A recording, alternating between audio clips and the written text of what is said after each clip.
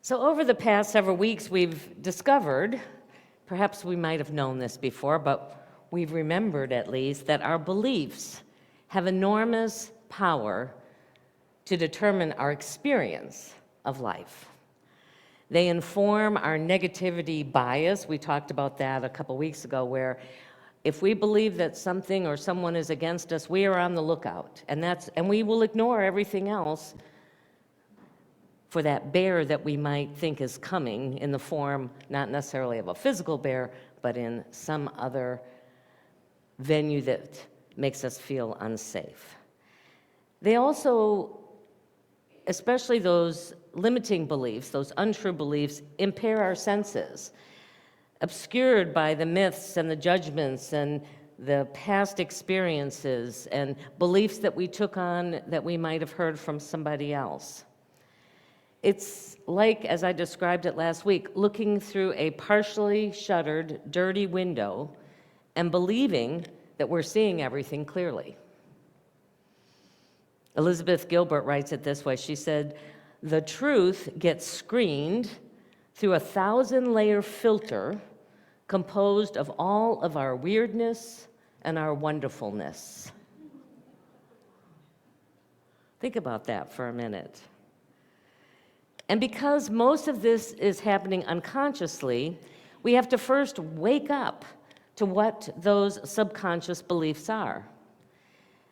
And as we do, we discover that many of them were likely formed in the very early years of our life, when we didn't have the maturity and the perspective and the understanding to take what people said to us and not necessarily take them literally. Jane Simmons, the author of the book, You Can't Sleep Through Your Awakening, that we've been using as part of our series this fall, suggests that the first step in letting go of a limiting belief is what she calls compassionate self-inquiry. She suggests that when something triggers you, you get angry, you get upset, you get worried, you get afraid, you begin to identify what those feelings are, and then take those feelings and go back as far as you can into your early childhood and see what memories come that are the same as when you are feeling the way that you're feeling right now. So if you're feeling angry, try and go back and figure out the very first time that you can remember feeling anger. And see if you can't discern, based on that memory, what limiting belief that you took on at that young age. It might be something like, I'm not good enough because somebody is telling you that you've done something wrong, or I don't matter, or I can't trust others, or I'm a disappointment. Whatever those messages that we were hearing in our young ears, we took on to believe them as true. Now, once identified, the good news is that you can change any belief. Unity has long taught that it is our thoughts, fueled by our beliefs and our emotions, that create our experience. That's our third principle. So if we believe in that principle, we can change our thoughts, and they will change our life. They will change our experience. I don't know how many of you remember taking the 4T class, but that was Strenton Smith's change your thoughts, change your life. So how many of you, when you were young, believed in Santa Claus? Just by a show of hands. If you're online, you can give me a thumbs up. How many still believe in Santa Claus? Oh, look at you go. Okay. I'm not going to speak to your rationality on that. Maybe not in the same way as you did when you were young. For most people, there comes a time in our cognitive development where we start poking holes in that belief. Mine came, and I guess I was corrupted at a very young age around this belief, because I was probably about 3 or 4 years old, and I remember waking up, and it was like close to midnight, And I snuck out of my room, and we lived in a tri-level, so here's the landing where the bedrooms were, and then underneath that was the stairway going down, and there was a floor in between. So the stockings were hung right at the bottom, and as I crawled out and looked around, sure enough, the stockings were already full. And then I'm looking downstairs, and there's my parents wrapping all the presents that were technically from Santa. Of course, I didn't keep this to myself either. I had to tell all of my brothers and sisters what I had discovered.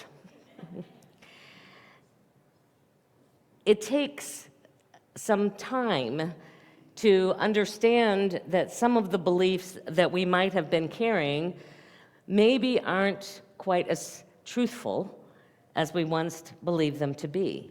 And when we can become aware of these limiting beliefs, when we can begin to shine a light on it, questioning it from our adult perspective, as Jane suggests, bathing it in self-compassion, and choosing to replace it with a statement of truth, we can use the power of our thought to continue to remind us of the truth that we know to be now, to invoke the emotions that go along with knowing and feeling that belief, and begin to take authentic action. Sometimes it takes us, when we're first beginning, acting as if.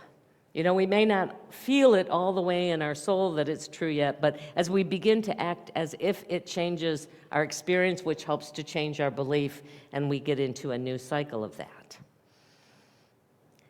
One easy place to begin is by paying attention to how and when we are negatively judging others,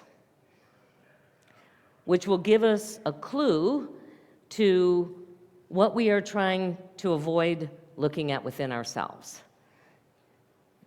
Many believe that how we are showing up with others is simply a mirror reflecting back how we are being, even if we're unconscious of it within ourselves. Carl Jung reminds us that everything that irritates us about others can lead us to an understanding of ourselves. Do you believe that's true? Sometimes I don't want to, but I think I've discovered that yes, those places that irritate me, because they're unique, they may not irritate other people around me, but they certainly trigger something within me, are a place to reflect to me, if I'm willing to explore it, something that may need healing within my own belief system. So we're going to have a little practice of that today, just to see if we can't maybe begin this process, if you haven't already, of just being open to what some of those limited beliefs might be by seeing what's being reflected back to us as we move into our meditation time. So I would just invite you to get comfortable where you are right now. If you are willing, you can close your eyes, just so that you can bring your focus inward, or just soften your gaze and become aware of your breath that's always breathing us, even when the vast majority of the time we're not conscious of it. And letting that breath bring us into this present moment. For God only exists in the present. Breath can only be engaged with in the present.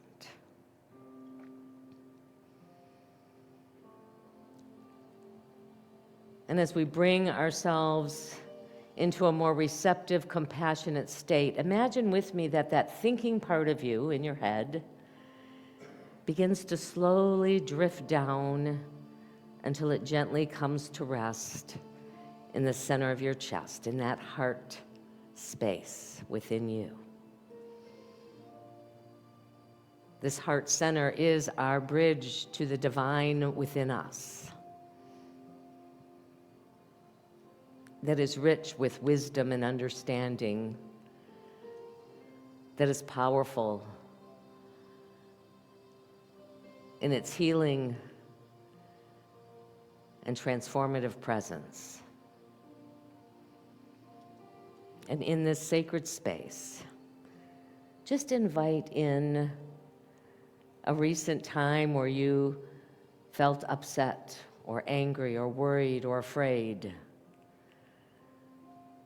with what someone was doing or someone was saying or acting like. Let that judgment about that experience come back into your conscious awareness.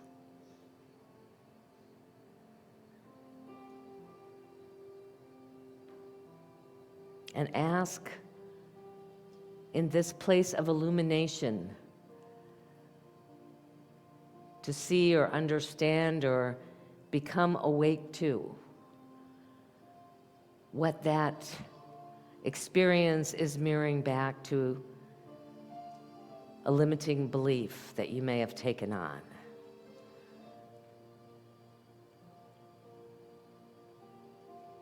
That subconsciously is a part of how you view and experience life.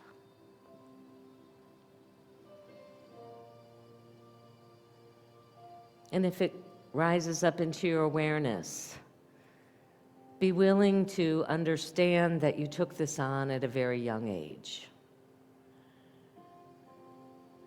And that it is part of the human makeup, once we have a belief, to mirror back to us that belief. That we will exclude everything else other than the evidence that that belief is true.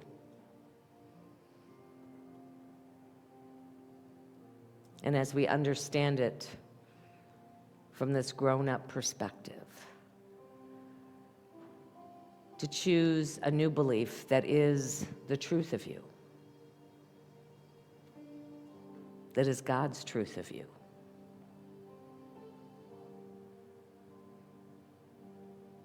It might be, I am worthy, I'm loved, I'm safe, I'm smart, I am deserving of all good things.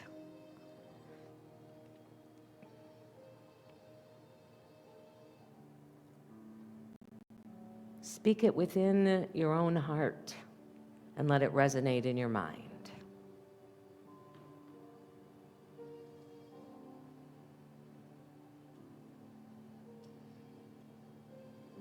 And then in this place of possibility, let that new belief sink down into your subconscious, replacing what had been there before.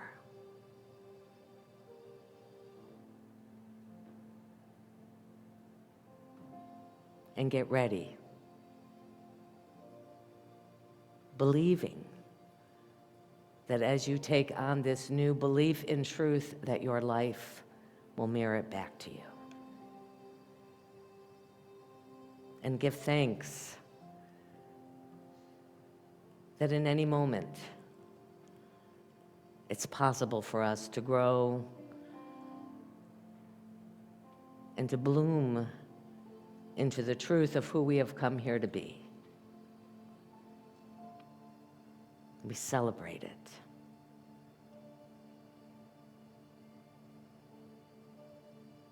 And we give thanks. And taking another deep breath in, as you let that breath go, begin to bring your attention back to this time and to this space. And whenever you're ready, you can open your eyes.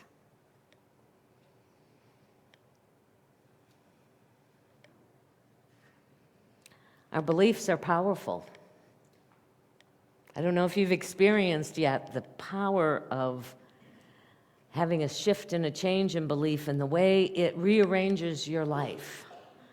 But we've seen it documented not only in how it shows up in an outer way that we can see, but scientifically within the body.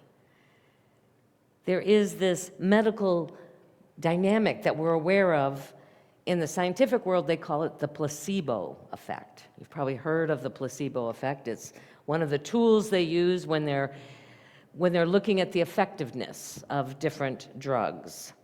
And it is where someone gets a sugar pill or gets a treatment, but it's not really containing any of the drug that they're testing.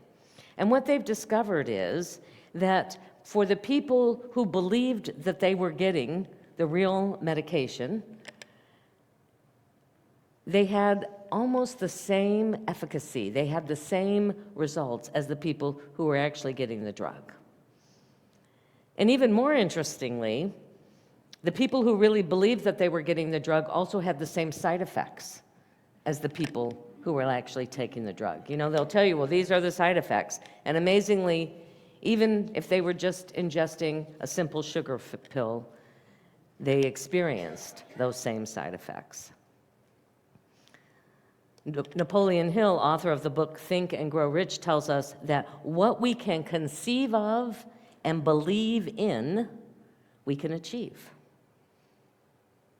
What we can conceive of and believe in, and the belief is, I think, really, how many people have had a brilliant idea that never came to pass? There's been many books that I should have written. I had the idea. But I didn't believe. My belief was, no, I don't like writing. I'm not a good writer. I'm not going to write. It still is my belief. But if we believe, then we can create, and humanity has showed that throughout its evolution. Whatever we can conceive of and believe in, we can achieve it. And what we believe we can't do demonstrates in the same way. Jesus said it this way. He said, "So I tell you, whatever you ask for in prayer, believe that you have received it and it will be yours." In fact, the word belief is a central theme throughout the whole New Testament. It's mentioned 222 times. Love, the word love, which most people would say was the central theme, was only used 228 times. So belief and love are pretty neck and neck as the way in which they were trying to express this understanding and this truth of God's love. Doing our individual work of uncovering limiting beliefs is necessary for our own success, and it is also critical for creating what New Thought author Jim Lockard calls the beloved community. We've talked about that a little past. I have this vision, and I think many hold this vision with me, where we can really show up as the beloved community. He writes that we come together as imperfect beings, at least in the sense of actualization of our potential, and we try to grow spiritually in the midst of others who mirror our imperfections back to us, triggering our negative patterns and bringing them to the surface. I like to say we're just a big old group of people, big old group of imperfect people coming together.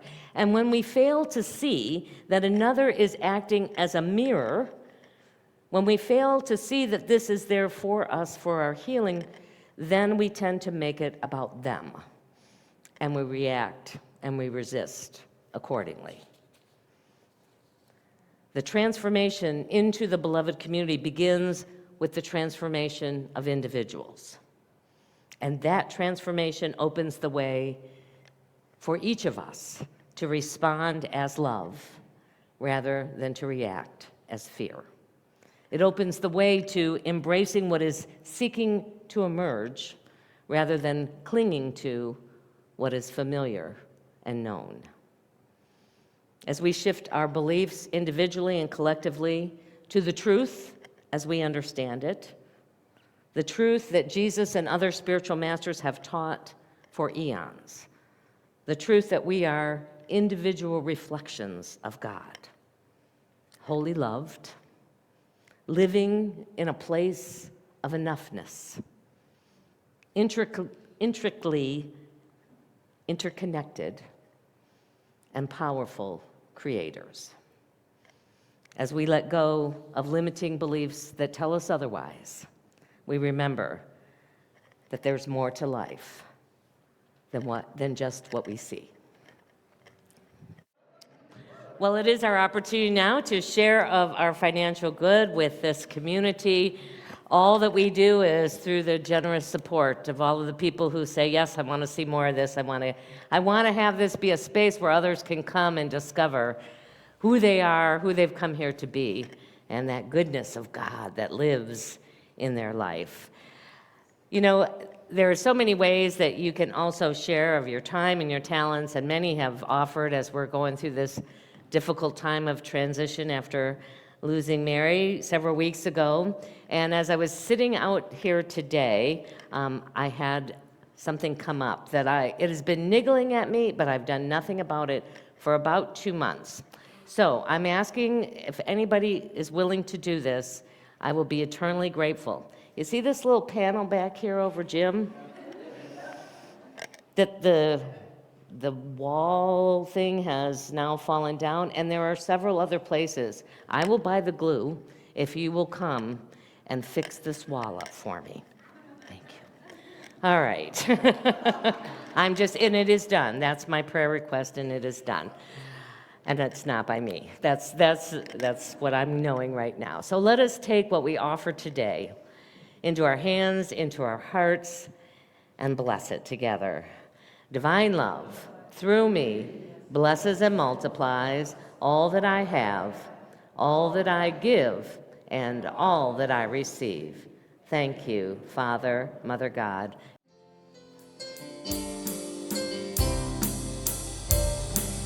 Let there be peace on earth, and let it begin with me. Let there be peace on earth, the peace that was meant to be.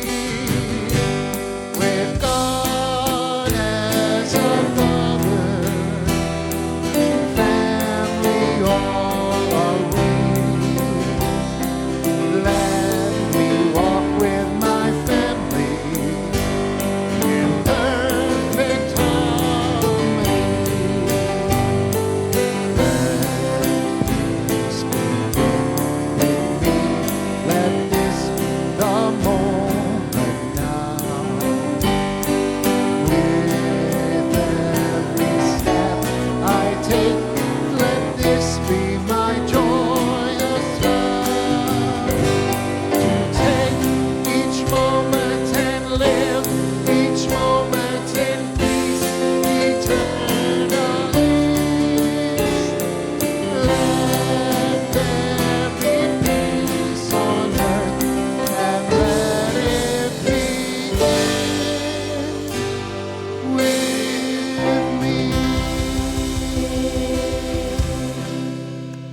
And as we go into this week, knowing the power of our beliefs, we go knowing our prayer for protection. We'll do it as call and response. The light of God surrounds us. I am the light of God. The love of God enfolds us. I am the love of God. The power of God protects us. I am the power of God. The presence of God watches over us. I am the presence of God. Together, wherever we are, God is, and all is well.